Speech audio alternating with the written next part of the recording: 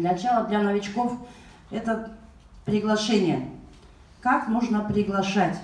Вы, я думаю, согласитесь, да, что сейчас очень сложно приглашать людей, так как большая конкуренция, каждый день открываются компании, и людей пригласить в офис сложно, как часто мы слышим, да? Но я хочу сказать одно. Приглашать очень легко. Это все сидит у нас в подсознании. Тот, кто говорит, что не получается приглашать, или не могу приглашать, допустим, да, или сложно приглашать, то есть человек сам в себе не уверен. Чтобы научиться приглашать и не бояться, нужно, во-первых, поверить в себя, поверить в свои силы. Во-первых, придя домой, встаньте, первое мой вам совет, встаньте перед зеркалом и сами себе задайте вопрос. Что вы в этой жизни добились? Что вы хотите получить? И вообще, что вы делаете в проекте Global Trade Company?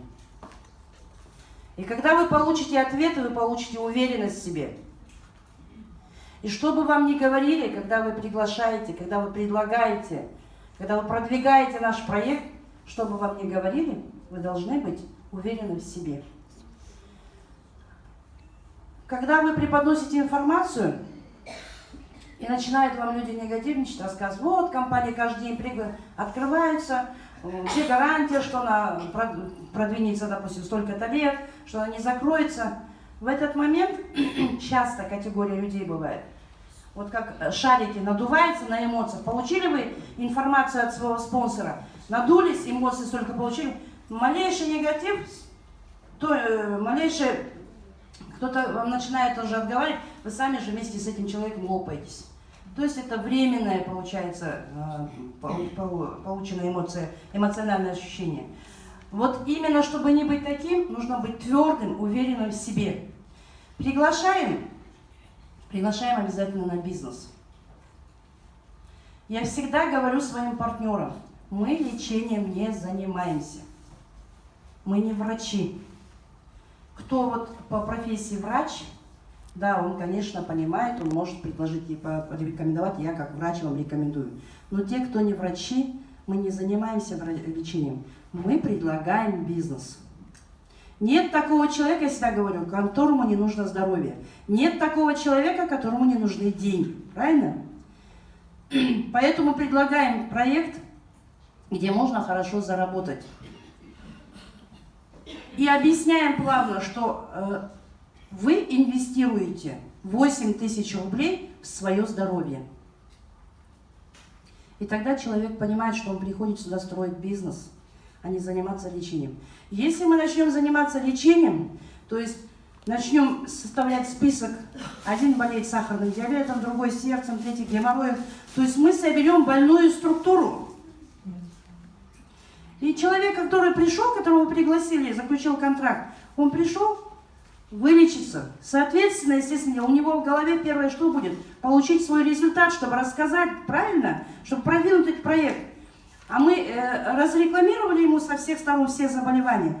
И он, естественно, вот, пока курс не пройдет, мы еще его начинаем теребить. Приглашай людей, приглашай людей. Да каких людей он может пригласить? У него обострение.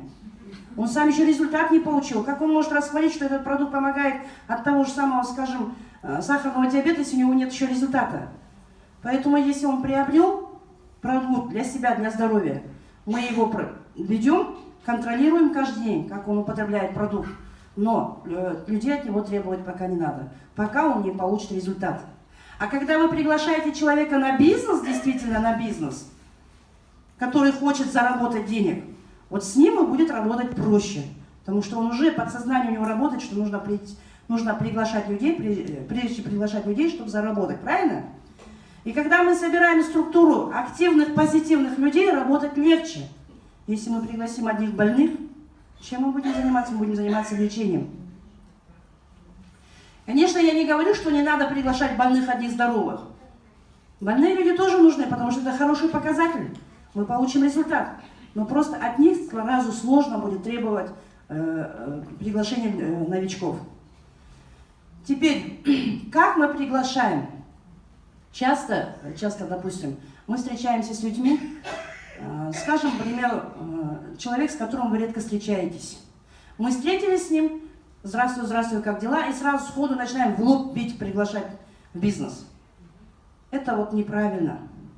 Нужно, во-первых, пообщаться с человеком, как говорит, опустошенный стакан, выслушать его. Я понимаю, конечно, что мы не мусорный ящик, что должны весь его негатив принять, но дать ему возможность выложиться. Он должен весь полностью опустошиться. Вы выслушаете пока его, делайте вид, что улыбаетесь, машете, как будто его слушаете. Сами, может быть, в это время свои планы строите. Но тем самым, пока он вам расскажет, вы поймете в данное время, что его интересует. Здоровье, деньги или, может, общение. Бывают люди, что им общаться не с кем. Или путешествие. То есть вы найдете ту изъяну, за которую можно зацепиться. И тогда начинаете уже, когда полностью опустошится, технично приглашаете его на ту сторону. Допустим, если он любит путешествовать, вы говорите, хочешь путешествовать? А в нашем проекте, где я работаю, можно путешествовать бесплатно. Вот. Теперь, опять-таки еще, как приглашаем? Есть люди, близкий круг, с которым вы каждый день общаетесь, да, или в неделю несколько раз общаетесь. Как его пригласить? То есть, опять же, звоним, здороваемся, и опять. Есть люди, у которых, которые любят заводить животных, кошечка там, да, или щенок. Звоним. Елена, здравствуй, как дела? Как твоя кошечка? Знаете, как ей будет приятно, что вы интересуетесь жизнью кошечки. Она, может быть, вам и не надо, но вы делаете акцент. Ей очень приятно. Она, естественно, начнет вам рассказывать про эту кошечку.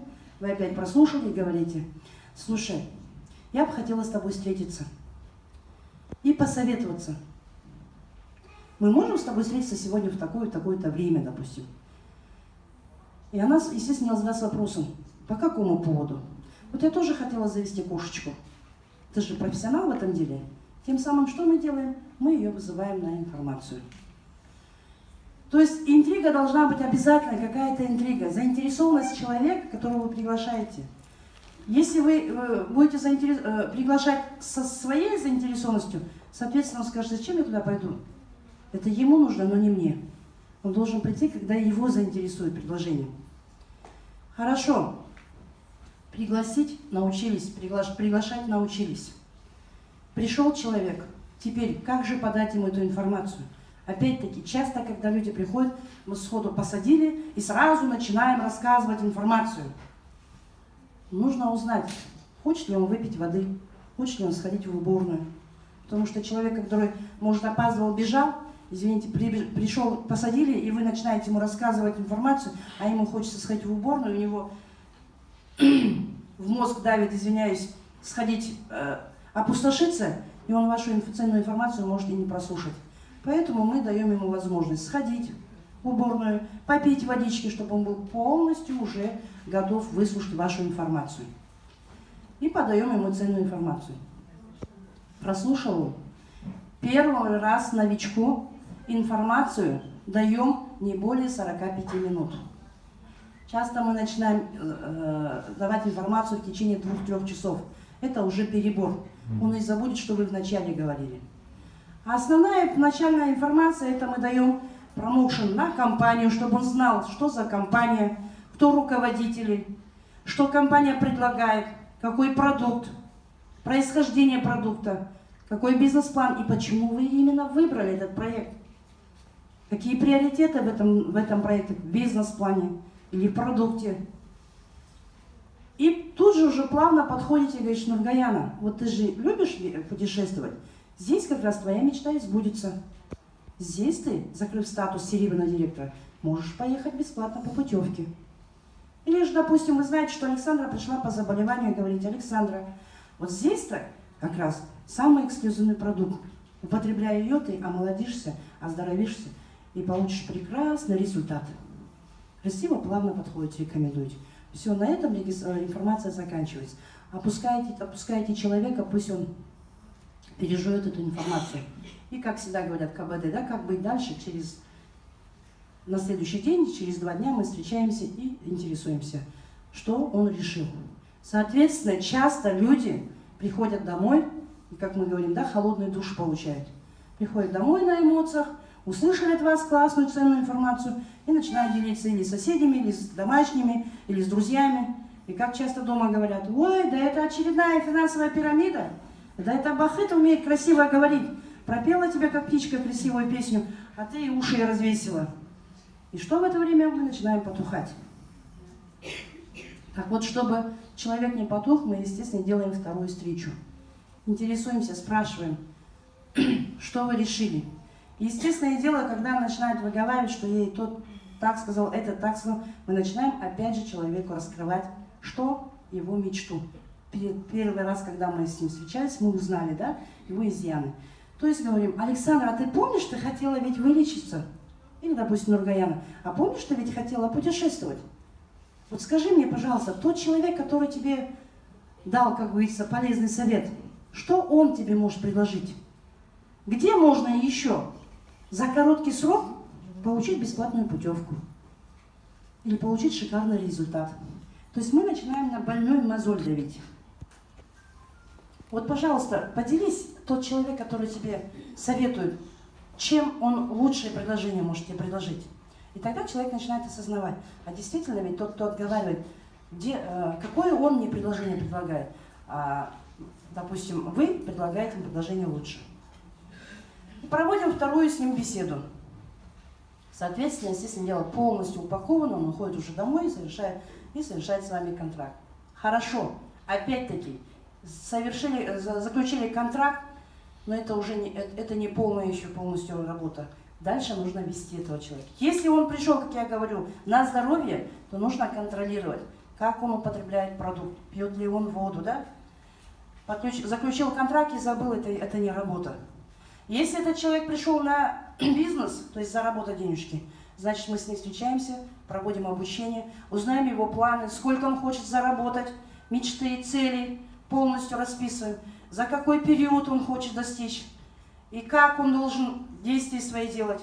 То есть мы ведем этого человека до того момента, пока он выйдет на еженедельный чек. Как только мы научится он вести правильно бизнес, тогда мы отпускаем в свободное плавание. Теперь мечту мы его узнали, цели. Часто люди вот мечтают, да, хочу машину. Хочу машину. Хорошо, что хотим. Какую машину? Ну, не знаю, машину хочу. Каким цветом? Какой марки? Какого года? Какой стоимости? Ответов нет. А Всевышний он очень добрый. Он никому ни в чем не отказывает. Если Бахыт хочет машину 2018 года, марки Toyota Prado, скажем, да, черного цвета, кожаный белый салон, то, конечно, она получит. Есть конкретика. А когда мы хотим, мечтаем образно о чем-то, Всевышний смотрит и не поймет, что ей надо. Машина-то понятно, но какого цвета, какой марки, какой стоимости и за какой срок. Можно всю жизнь прохотеть машину и не получить. Теперь, так же самое, хочу купить квартиру или дом. Опять-таки, в каком городе? В Якутии, в Африке, в Казахстане, в стране, да? Дом, если какой площади, какого года построения. Или построить, или купить готовый дом. Квартира то же самое. Двухкомнатная. В сколькоэтажном жилом доме. Должна быть действительно конкретика. Узнали цели своего новичка. Начинаем теперь строить план. За какой срок мы хотим приобрести эту квартиру? Стоимость. Узнали, за какой срок. И начинаем с ним планировать. Допустим, если он скажет, я не знаю, как квартира в Якутии, 10 миллионов. Можно, да, приобрести? Допустим, 10 миллионов квартира. И начинаем распределять, за какой срок. За полгода, за 3 месяца, за год он хочет заработать. И по бизнес-плану мы начинаем уже распределять, что и как он должен действовать. Определились, узнали его мечту, поставили цели, план расписали. И теперь говорим, вот перед тобой полностью подробный план. Теперь мы начинаем работать. Ты сам себе дал обещание, не мне. Я уже в этом проекте. У меня свои цели поставлены. Ты теперь сам себе дал обещание и начинаешь действовать. То есть, если мы не будем шагать, то мы с одного места на другое место не дойдем, правильно? То же самое, можно расписать 1000 целей и расписать красиво план, но если не действовать, то не будет результата. И поясняем, что нужно теперь действовать, чтобы получить результат. А действовать это что? Продвигать проект, приглашать. И смотрите, часто люди, конечно, составили план, цель, все, красиво разрисовали свою картинку и начинают, когда приглашать. Первый отказал, второй отказал, третий отказал, все, руки опустились. Или мы начинаем обижаться часто, когда люди отказываются. Вы радуетесь, я хочу вам сказать. Радуйтесь, когда вам отказывают. Значит, процесс пошел. 9 нет, 10 да. Обязательно не может быть, чтобы вам весь мир отказал. Каждый отказ – это приближение к да. Каждый отказ – приближение к да. Конечно, естественное дело, человек, который вам отказал, он будет пальцем, будет скажет, ненормальная, что ли. Я ей отказала, она радуется. Благодарим, улыбаемся и уходим. Но он крутит пальчиком себе, а не вам. Вы-то уже в проекте, вы уже в тренде. И естественное дело, с этим человеком тоже отношения не теряем. С ним все равно мы поддерживаем связь. И он будет все равно наблюдать. Сейчас же прекрасно знаете, да, век интернета, век информации. В WhatsApp, в статусе выкладываете, как ваша жизнь проходит, с кем вы встречи провели, куда вы съездили, какие-то достижения. Он все равно будет следить, человек, который любопытный, он будет следить, смотреть, видеть, что ваша жизнь меняется. И пусть не сейчас, через какое-то время обязательно придет.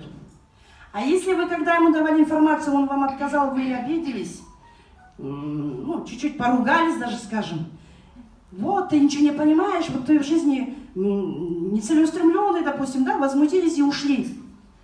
И дальше работаете с другим списком. Этот человек на этот момент, может быть, был не готов, морально не готов, финансово не готов.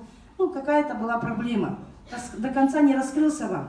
А через 3 месяца он поспел, и представляете, к нему подходит лидер с другой структуры, из другого даже страны приехал лидер, да, и преподносит эту информацию, и он говорит, я эту информацию ведь слышал, но он уже к вам подойти не захочет, потому что ваша последняя встреча была очень неприятная. И он, естественно, дело подключается к этому лидеру. Вот именно, чтобы ваш человек не ушел, даже, я же говорю, если он вам отказал, расходимся на хорошей ноте. И в течение всего этого времени нет-нет, все равно поздравляем с праздничком, с приятным днем, с прекрасным днем. Даем о себе знать, чтобы отношения были у вас хорошие.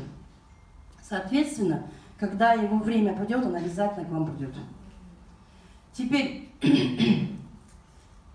пригласили, научили его работать, начинаем теперь строить бизнес. И часто, опять-таки, у многих людей получается быстро приглашать и быстро подписывать. Но команда не состоится команда. Почему? Да потому что не было правильного ведения работы. Нужно научиться правильно вести эту команду. Как же нужно ее вести, эту команду? Самое главное, должна быть сплоченность. Когда нету сплоченности, естественное дело, и работа будет не та. Обязательно люди тянутся к сильному человеку, к лидеру. Если нужно выбирать вообще, когда выбираете компанию, нужно выбирать, смотреть на руководство, смотреть на бизнес-план, смотреть на продукцию, да, и, соответственно, на спонсорскую линию. Я всегда говорю, если у вас спонсор сильный, как вот у меня вышестоящий спонсор Талгат Сеитов, да, то, соответственно, у вас будет работа успешной. Если спонсор спящий, вы вместе со спонсором уснете. Но, коль суждено вам Всевышним, подписались вы под спящего человека, он не единственный у вас спонсор, есть над ним еще спонсорский. Выбирайте по спонсорской линии лидера, и вы вправе общаться, учиться, обучаться у него и следовать за ним. Потом, еще приглашать, самое главное. Когда мы часто приглашаем своих родственников, у всех, наверное, да, кто работал в сети, знают, первое время в самый близкий круг они не подключаются. Как нужно их пригласить, как их убедить? Вы просто поясняете. Вы знаете, я начинаю очень классный, успешный проект. Я буду здесь успешной. Сейчас, пока у меня нет еще команды, 24 часа в сутки я свободна. Подключайтесь, давайте вместе строить бизнес. Завтра у меня будет большая, огромная, успешная команда. У меня не будет хватать времени с вами общаться. Это нужно твердо, утвердительно пояснить своим близким. Потому что это действительно так происходит. В прошлом году я сама тоже, когда начинала даже проект, я получила, вчера многие слышали, да, шикарный результат по сердцу. Близкие мои знали мое заболевание, мою операцию, мое состояние. Но не все близкие пришли. Кто-то не поверил, кто-то был не уверен, наверное.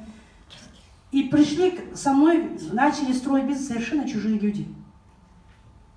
Это сетевики с других проектов, с кем я общалась, да?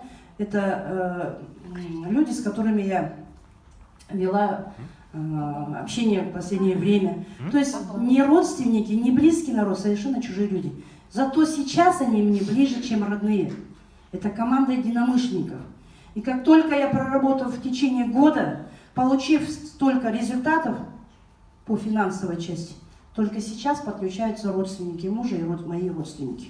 Только сейчас подключаются. И сейчас, соответственно, естественное дело, мне уже общаться с ними некогда. Они сейчас сами говорят, в свое время, когда ты высылала нам свои ссылки или звонила, мы не читали эти ссылки, и когда ты звонила, всегда некоторые говорили, ой, опять это бах звонит. Трубку брать не хотели. То есть я им нервировала, видимо, их. А сейчас они, когда пишут мне на WhatsApp, потому что звонить бесполезно, я не всегда трубку поднимаю, занято всегда презентации проводишь, допустим, да, или беседуешь с кем-то. Они пишут на WhatsApp, я всегда всем говорю, пишите на WhatsApp, когда будет время, прочту, я отвечу. И вот они говорят, мы ждем, как Всевышний, когда заглянет и ответит. А когда я звоню, так они радуются. Вот вы также и поясните своим родственникам, будет такое время, что когда вы захотите меня увидеть, я буду очень далеко от вас. Поэтому не теряйте возможность. Вот это нужно убедительно объяснить своим близким родственникам. Показать пример своих спонсоров. Вот посмотрите, бизнес настолько успешен, что у них какой результат. Сейчас то же самое будет со мной, потому что я в самой сильной команде, в самой лидирующей команде и в самом лидирующей компании среди MLM-индустрии. Действительно, мы лидирующая компания. Почему? Потому что, смотрите, за год работы более 400 тысяч контрактов зарегистрировано. Это хороший показатель. Те люди, кто работает очень долгое время в MLM-индустрии, могут подтвердить, действительно, нет еще ни одной компании, которая только начинает свои первые шаги, и такой показатель, такое количество партнеров подключено. Теперь, самое главное. Когда вы подключили человека, пригласили, подключили, узнали его цели, планы, начали с ним. Часто еще бывает как? Ну, мы все же люди, правильно, да? Имеем право ошибаться. Часто бывает, отношения между спонсором и партнером прорываются. И команда начинает, естественное дело, как вам сказать? Рассыпаться, да, правильно, рассыпаться. У каждого свой характер. Кто-то сегодня пришел без настроения с дома. Что-то там дома неполадки, выложилось весь негатив в офисе. Вот это вот не следует делать. И что происходит дома, мы оставляем. В офисе это работа. Улыбаемся, одеваем улыбочку и начинаем дальше работать. Партнер, если вы спонсор, партнер ваш не виноват, что происходит у вас там. Партнер пришел получать от вас обучение, поэтому нужно быть позитивным. Или то же самое, вы партнер, а спонсор, если у вас дома что-то происходит, спонсор в этом не виноват. Чисто ведем беседу о работе, стараемся. Потому что вот эти отношения самое важное в работе в будущем. Если не будет связки между вами, вот цепь, держится крепко цепь же, правильно? Как только одна цепь срывается, вся цепь рассыпается. Если у вас между вами, спонсором и партнером, не будет плотного отношения, и строить бизнес будет сложно. Глубина это будет видеть. И все это бумерангом повторяется. Теперь, по поводу еще приглашения, смотрите. Когда кто-то дает информацию своему человеку, пригласил, рассказал информацию, показал ему все, но что-то не подключился, что-то не получилось, не доработал, как говорится. И в следующий момент подходите вы. Вы даете плодотворную информацию, человек созрел и хочет подключиться, но вы узнаете, что ему давала информацию, допустим, Нургаяна. И вы говорите: ой, давай подписывайся ко мне, со мной будешь лучше работать. Вот этого делать не следует. Если человек получал уже информацию от Нургаяны, отправьте к Нургаяне. Вы поясните, что действительно проект замечательный, классный, дайте хороший промоушен на Нургаяну. Это такой лидер, за который следует огромная команда. Многие хотят попасть в ее команду. Дайте, хоть это и параллельная ветка, дайте промоушен, и пусть человек идет туда. Потому что он слышал информацию от него. Если, может, в тот момент, когда Нургаян давал информацию, он финансово был не готов. А тут вы пришли в тот момент, когда у него есть денежка, вы даете информацию и начинаете: давай, подписывайся ко мне, давай будем вместе работать. Нургаяна там, она не очень, у меня ничего не получается, у меня лучше. Часто бывает такое. Это неправильный подход, я вам хочу сказать. Потому что, когда вы отработанного человека подключаете к себе, вы забираете весь негатив, все ее неудачи, Нургаяна. Все, что не происходит, вы забираете себе. Зачем вам нужна чужая грязь? Вы лучше, красиво, плавно даете промоушен Нургаяне и отправляете. Работайте следующим. Людей очень много, очень много. У вас даже здесь в Якутии еще очень-очень много людей, которые не слышали информацию. Собирайте позитивных, активных партнеров, еще раз говорю. Приглашайте и собирайте себе команду. Очень легко будет работать, и работа будет налажена, когда к вам собирается команда, как вы сами позитивны. Если у вас в команде появится один негативщик, которому что ни скажи, он все недоволен, один человек, он может разрушить огромную вашу работу команды. Поэтому старайтесь собирать команду, еще раз вам говорю, из позитивных людей. Если, конечно, пришел человек весь негативный, но хочет свою жизнь поменять, то нужно стараться с ним, нужно его обучать, если он обучаемый.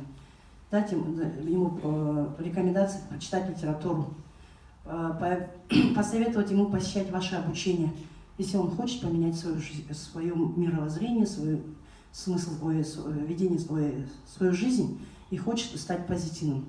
Тогда, конечно. Но бывают люди, что он сам по себе негативный и не хочет меняться. Как бы вы ему ни поясняли, как бы ни сказали, он не хочет меняться. С таким человеком вам будет очень сложно работать. Это вот как, извиняюсь, мешок картошки тащите же ведь нелегко. Вот так же получается, вы будете мешок картошки тащить с собой. Теперь есть, смотрите, категория людей, когда приглашаете, 4 категории людей. Я бы сейчас хотела вам показать на практике. Можно вас попросить?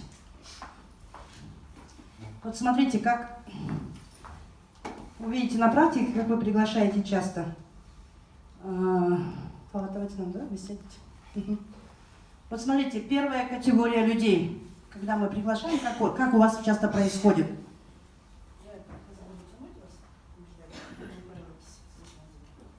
Вот смотрите, вы приглашаете в бизнес. Самый классный бизнес, самый уникальный. Пошли, у нас клево, у нас классно. Самый классный бизнес, я тебе говорю, пошли. Я приглашаю тебя, будешь успешным. Это первая категория людей. Теперь вторая категория людей, смотрите.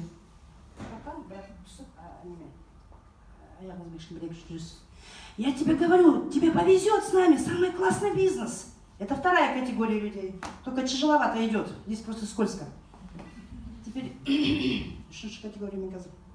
Шахрамбы, брейк жюрисуда, минаральный соглас. Вот теперь смотрите, третья категория людей. Я тебе говорю, здесь эксклюзивный продукт и ударяется, да? Это третий вид. Сейчас поясню. И четвертый. Тебе очень повезло, что именно я тебя приглашаю, именно ты пришел к нам. Четвертая категория людей, да? Вот Вот теперь смотрите, первая категория, вы поняли, да? Это тот негативщик, которому вы поясняете, объясняете, энергетику свою тратите, время, весь исходите из себя, а он упирается. То есть тот мешок картошки, который вы тащите. Зачем такой человек вам? Вторая категория людей, это который тоже негативщик. Он вроде бы как бы, ну, мыльные пузыри, я вам говорю, шарик, то есть, он вроде бы услышал, понравился ему, пришел домой, малейший какой-то негатив, и он потух. То есть он, как это, кукла-неваляшка. Хочет и не хочет, непонятно, что он хочет. Это вторая категория людей. Их можно в виде потребителей иметь. Третья категория, это человек, который действительно готов, услышал, изменить свою жизнь хочет. И он вскакивает, идет с вами, но здесь, вот я как говорила, отношения, часто происходят, лидеры видят, что партнеры растут статусом выше, чем он, то есть это лидеру не нравится, и он начинает топить своего растущего лидера. И он получается об самолюбие спортом. А в нашем бизнесе, чем шикарный наш бизнес-план? Вы пригласили своего партнера, он стал раньше вас бронзовым директором, он стал раньше вас серебряным директором, он стал раньше вас золотым, а вы радуетесь. Радуетесь, вот чем уникален наш проект. Потому что чем быстрее растет ваш партнер, вам же лучше в карман. Урезаний нет. В других проектах есть урезание, поэтому лидер не допускает, чтобы его партнер быстрее уровнем вырос выше. И четвертая категория, когда вы приглашаете, человек готов изменить свою жизнь, он услышал эту информацию, подключается, и в это время, естественно, вижу, как он резкий подъем, вы в сторону отходите и хвалите. Молодец, Александра, супер, ты самая золотая, ты самая классная. Подхваливаете ее и отправляете по своему. С таким человеком даже легко работать. Ее не надо обучать, она готовая, поспела, поплыла. Вот так вот часто у нас происходят такие категории людей, которых мы приглашаем. Поняли, да, как приглашать? Теперь команда. Как же должна быть вообще команда? Как можно узнать сплоченность команды? Можно тоже еще раз? 4 стула надо мне.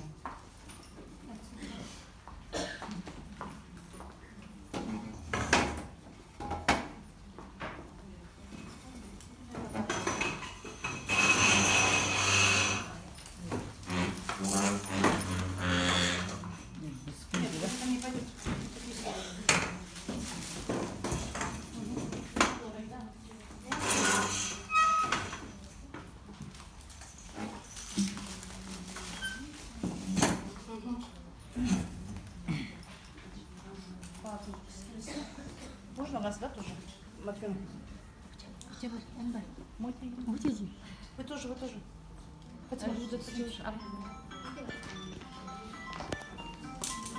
Садимся. Садимся боком, да. Матвей сюда, нога в эту сторону. Фатима в эту сторону. Так, стулья не разбегаем, стулья близко должны стоять. Четыре стула скачиваем. Вы команда одна. Угу. Теперь садимся с края стула, коленки вперед протягиваем. Угу. И каждый ложимся на колени заднесидящего. Ага. Чуть-чуть протягивайтесь вперед, чтобы удобно было. Сейчас, подождите. Ого. Ага, легли? Вам удобно? Удобно легли, да? Теперь 4 человека. Нургаян, Александра. Сзади каждый четверо становимся. Можно вас тоже? А, все уже 4. Вот смотрите, для тех, кто лежит. Вы одна команда, сплоченная одна команда. Для тех, кто стоит. На счет 1, 2, 3. Кто лежит, приподнимаем попы, освобождаем, то есть стул. А кто стоит, вытягиваем из-под них стулья.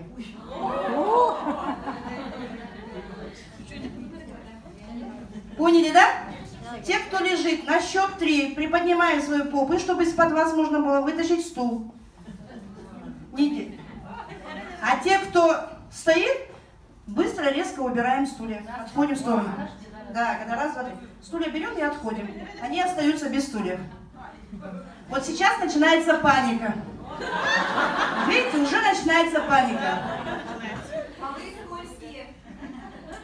И жизнь скользкая. 1, 2, 3.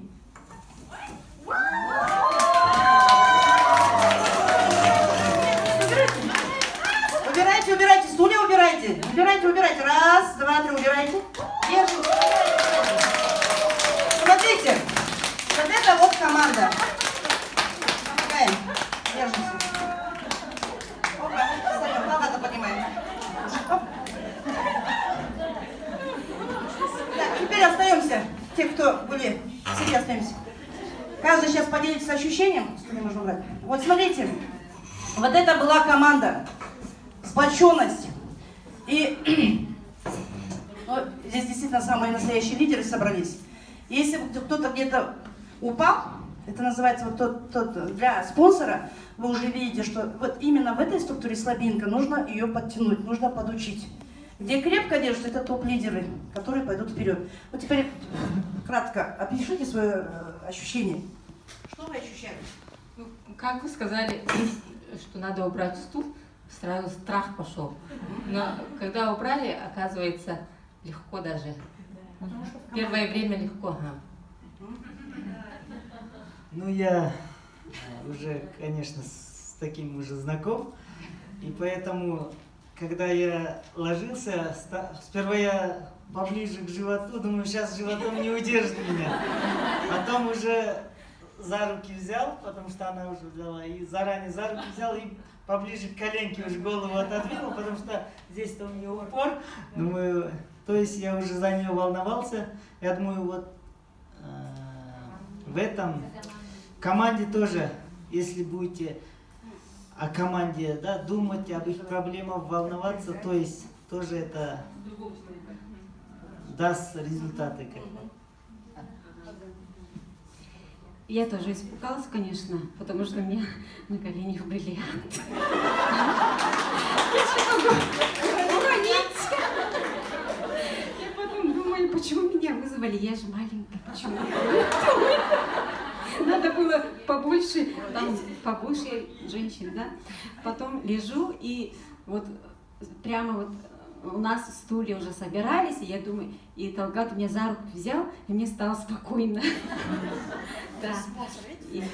И я вторую руку отдала Фатиме, и мне вообще комфортно стало. Потом стул забрали, и тут скользко было. У меня нога вот так идет. Но держаться можно, да. Когда не скользко, держаться можно. А я была как-то очень уверена в Люде, да. Я лежала на ней, да, и была очень уверена, что она меня не уронит. А я сама тоже вот держала ее, да, вот за голову, ага. И так сильно я ее держала, вот, ну, особо напряга не было, но я очень крепко стояла же на ногах, ну, вот лежала, да, получается. И была уверена, что я ее тоже не уроню, потому что сама уже крепко стою, вот опор у меня очень такой крепкий, да, и такого вот нету шатания, что в сторону. Я крепко стою, поэтому я ее не уроню, я тоже была уверена. Ну, это тоже думаю, что это команда, сила команды. Спасибо большое. Вот действительно классно. Видите, вот это называется командный дух. Вот вначале же, видите, паника пошла, да? Часто бывает. Человек на эмоции подключился, увидел проект хороший, и когда начинает работать, у него начинается паника. Потому что надо быстро закрыть менеджера, быстро закрыть бронзу, кого пригласить, кого, и начинаем кого попадя всех подряд приглашать. И получается, извиняюсь, сбор у нас команд непонятно из кого. А когда вы, я же говорю, нужно приглашать позитивно активных людей, у вас получится вот такая сплоченная команда. Один сказал, один за всех, все за одного. Вот это самое важное. И потом, как Фатима сказала, видите, она уверенная в себе, стержень у нее есть. И, соответственно, она не боялась, что из-за ней команда пойдет, она их удержит. Вот это важно. Ну и как спонсор нашего штаба Талгат Мырза сказал, действительно, видите, он переживал то ли на живот, то ли на колени. Это тоже очень важно. Если спонсор переживать будет за свою команду, соответственно, лидер, который ответственность будет чувствовать за собой, то, соответственно, будет и команде будет большой успех. Это очень важно. Часто бывает, и подписали, я же как говорила, да, подписала и забыл. То есть это перепись населения. Здесь не будет успеха. А нужно именно подключить с таким смыслом, чтобы этот человек преуспел. Во-первых, и самому же приятно, если человек даже подписался, получил результат, по здоровью получил. Уже как приятно, вы получите, во-первых, от него благодарность, сколько услышите, да? Во-вторых, он после этого и молчать не будет, когда узнает, получит результат. А если вы человека подключили на бизнес, он погасит свои долги, купит себе дом, всю жизнь будет вам благодарен. Как это приятно же. Вы будете друг друга любить, дружить лучше, чем любого своего родственника. Вот. Теперь второй еще пример хотела провести. Тоже нужно 5-6 человек выйти в круг собраться. Показать хочу еще раз. Можно, да? Ну, кто желает? 5-6 человек стали в круг, соберемся? Кто хочет бизнес успешно строить? Кто хочет научиться быстро? Круг, друг друга лицом. Вот танец солнца вы танцуете же вот? Нет, круг создайте. Не за руки, а вот плечо к плечу. Круг создайте. Еще. Выходите, можно еще. Это маленький круг еще. Еще 3-4 человека нужно. Выходите. Друг другу плечом вот. Сплоченная команда вы, да? И теперь... Вот, наверное, центр, да? Сейчас Талгат вам пример покажет. Смотрите. Смысл игры. Вот это вот круг, это команда. Вы команда. У вас внутри лидер. Сейчас что делает лидер? Лидер у вас расслабляется и падает, ну, в смысле, ложится. И вы начинаете крутить ладошками круговую. И Талгат просто лежит, ноги не шевелятся, не надо ходить, крутиться, просто расслабились. Команда вас ведет. Расслабляемся. И по кругу повели. А все смотрим на ноги, смотрите. О.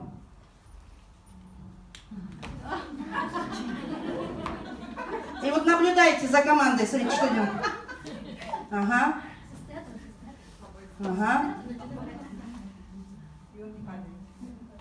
Расслабляется. Все, классно. Стоп. Теперь, Наталья Андреевна, поменяйте, стало сюда. Расслабляемся. Вы, наверное, может быть, с ней посмотрите, спросить не будет тут? Босиком. Нормально? Расслабляемся. Ложимся. И пошла команда лидера своего по кругу.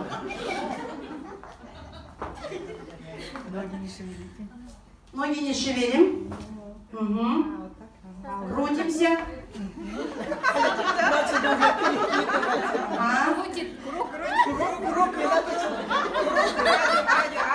Стоп. Следующий кто желает? Почувствуйте кайф. Сплоченно. Начали.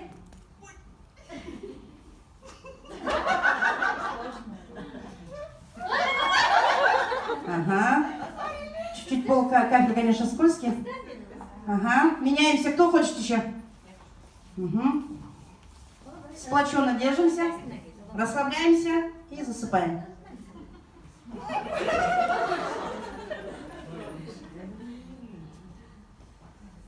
Ногами не шевелимся ногами. Полностью доверяем команде. Уронят, это будет на их совести. Ага. Стоп, молодчина. Следующий кто желает? Александра, не желаете?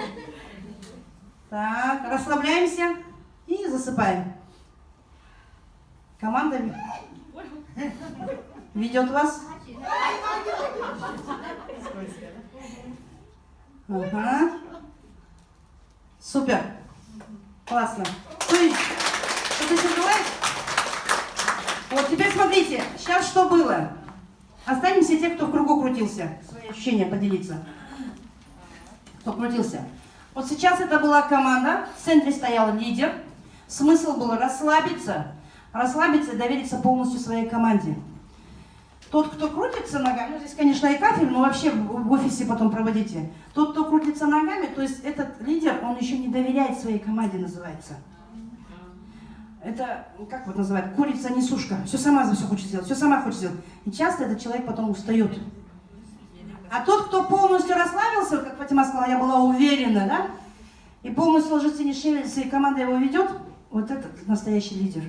То есть он подключил, обучил и отпустил в свободное плавание. Теперь круг, который стоял, команда, видели же, да, когда лидер крутится, где-то плавно проходил, а где-то ай, паниковали, кричали, да? Это вот в команде типично бывают люди, ну, не вы именно, это вот работа же. Это люди, которые паникеры. Малейший какой-то негатив. Ой, там такая лучшая компания открылась. Ой, а там говорят про наши бальзамы. То есть быстро подключаются на негатив. А те, кто сплоченно перекидывали лидера, то есть это действительно люди, которых не столкнешь с пути, знают свою цель, вперед целеустремленно двигаются. Ну а сейчас они, каждый поделится ощущением, что они ощущали, какой кайф. Ну, я ощущал, что круг был маленький, правда. Побольше надо, да. Да, побольше надо. И я совсем не боялся. Уверена. Потому что, да, все близко были рядом. Ну, у меня в первое время так расслабление пошло, потом у меня как-то скользко стало, и я уже сама начала. Вот видите, сама начала. Ага, я уже сама начала. Вот у меня такой характер. Вот, видите, узнаете. То есть вначале все нормально, а потом все-таки она не уверенность и начинает сама видеть, рулить. А нужно полностью расслабиться, отдаться полностью. Мне вначале было тоже страшно, а потом скользко было сперва. Но потом уже я расслабилась, закрыла глаза и пошла. Нормально, кайф было.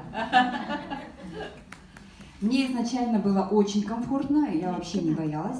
Но вот в какой-то момент девушки там тоже завизжали, и я подумала, да, есть слабинка. Видите, да? Есть, да, слабинка, значит? Вот Ну, я тоже вот сначала вот толкать уже, мы же видели, я же стояла уже, я наоборот, вот мы же его толкали, и сразу было видно, что будет следующим. Поэтому я вот закрыла глаза. Вообще такой кайф получила, вообще глаза закрыла и пошла. Они меня туда-сюда, туда-сюда. И я вот на них опиралась, я вот уже была, что команда это сила. Вот видите? Вот видите, вообще в офисе проводить такие тренинги. Кайф, когда получаешь, то есть, во-первых, вам будет даже самой комфортно работать. Команду обучили, полностью доверились, как вот я уже говорила, 4 категории пригласили и отпустили в свободное плавание. И легче вам самому. Если с каждым носиться, как курица-несушка, вы в конце сами и устанете. Еще один пример хочу привести. Как быть нелегко лидером. Часто же, да, лидер, и начинают многие осуждать его. Ну, конечно, он лидер, конечно, он зарабатывает, что бы ему не дозволено, все дозволено, да? Обсуждать легче, но стать этим лидером, как он, не очень-то легко. Сейчас вы это ощутите. И теперь за ним по 3 человека, где-то 4, 12 человек, выйдите, выстроитесь. Желающих, кто хочет. Вот так, по 3 человека, 4 ряда, 12 человек. Кто хочет ощутить вообще кайф в бизнесе? Выстраивайтесь все. Вот как в самолете летите же. Не бойтесь, никто взлетать не будет. Вот теперь смотрите. А уже есть до 12. Представьте себе, вы стая птиц. Все же видели, да, как стая птиц летит? Можно сзади вон. И в детстве, наверное, помните, да, мы играли с гуси, га-га-га. Есть, хотите, да.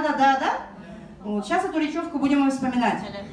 Теперь, сейчас представили, Талгат лидер у нас, он главарь, вожак этой стаи. Вы стая. Стая что делает? Повторяет, куда летит вожак, что делает вожак, то и делает стая, да? Мы повторяем речевку, двигаться не надо, просто руками машем, и вы будете свое ощущение все. Потом меняемся, Талгат уходит назад, следующий становится сюда. И потихонечку, да? Начали. Гуси, га-га-га. Есть хотите? Да. Хлеба с маслом? Да. Как хотите. Крылья берегите. Ага. Теперь отходит Талгат назад. Следующий, кто желает стать впереди? А тут подпрыгнем. И начинаем опять. Гуси. Га-га-га. Есть хотите? Да. Хлеба с маслом? Нет. А чего? Конфет. Ну, летите. Только крылья берегите. Угу. Выходим. Следующий, кто хочет сюда? Вы вожак. За вами стая летит. Гуси-гуси. Да-да-да. Есть хотите? Да-да-да. Хлеба с маслом? Нет. А чего? Конфет. Ну летите.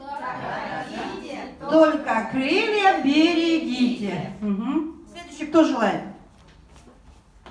Кто сзади, кто спереди, чувствуете свои ощущения. Сейчас будете делиться эмоциями своими.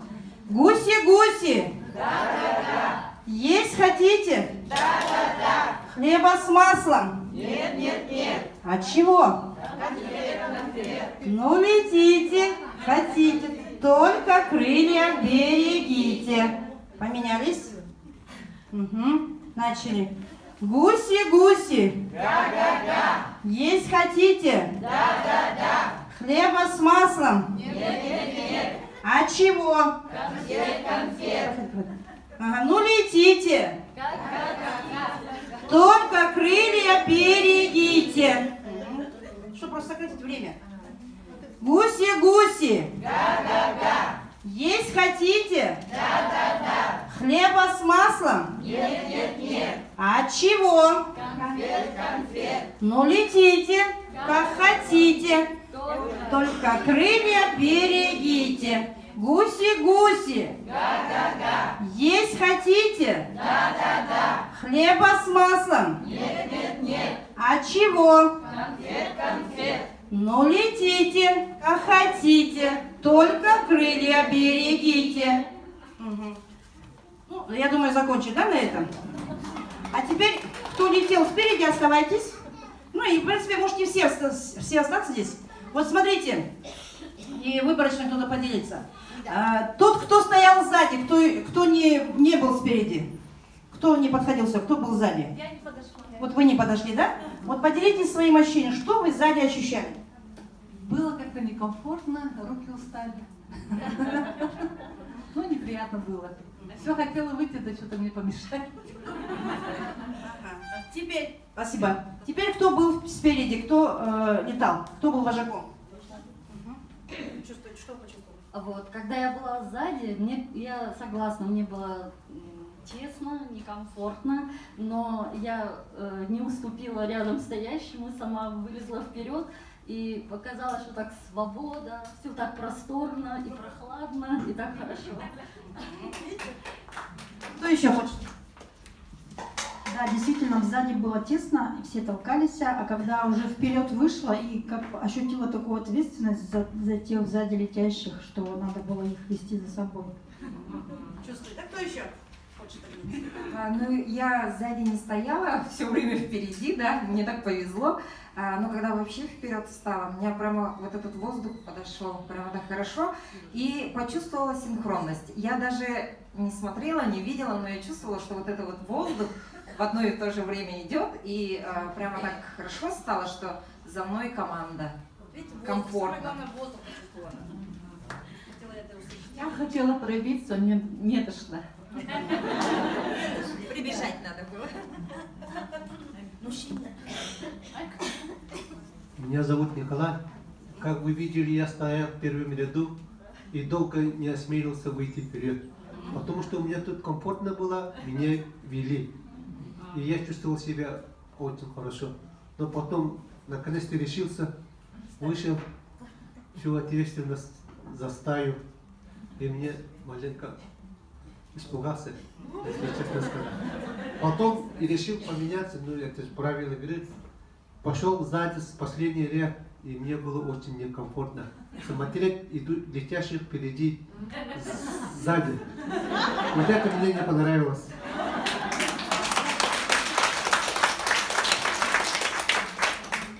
Мне, наоборот, впереди, когда стоял, и наоборот, вроде чуть-чуть ответственность чувствовалась, и смотришь назад, а когда сзади стал, мне легче уже. Зачем не повторяюсь, мне наоборот так легче стало. Спасибо, проходите на свои места. Вот смотрите, этот тренинг то же самое. То есть каждый почувствовал, что лидером быть нелегко. Правильно? Вы чувствуете ответственность. Ну, как вот сейчас сказали, что воздух почувствовала. Вот именно самое главное, когда вы спереди, вы чувствуете воздух. Птица же летит, птица полета воздух, да? Вот это вот самый кайф. Вы впереди, вы самые успешные, вы продвинуты, вы уже полетели вперед. Но сзади, естественно, дело за вами ваша команда. Вы чувствуете ответственность. Теперь, слышали же, да, когда те, кто стояли сзади, некомфортно, мешаются. Это вот команда же. Нужно научиться работать в команде и продвигаться вперед. Соответственно, естественное дело, на больших, огромных презентациях, видите, да, лидеры, даймонды, золотые директора сидят спереди, а вы сзади. Очень же хочется сесть. Вот это вот ощущение. Вылетели, стали вожаком, сидите впереди. Теперь мужчина вот сейчас классно сказал. Видите, он летел впереди, как бы комфортно, бизнес успешно ему поставили, устроили, нормально. Тут он пробился лидером, тоже хорошо, да, ну чуть-чуть ответственность. Но когда сзади, видите, как он ощутил, что не очень-то приятно быть сзади. Очень хорошо здесь. Поэтому я вам всем желаю задние ряды, чтобы строили бизнес свой, цель ставили, и нужно быть всегда впереди. Это очень кайфово. Ну, сейчас, я думаю, хватит, а то я могу и сутками проводить.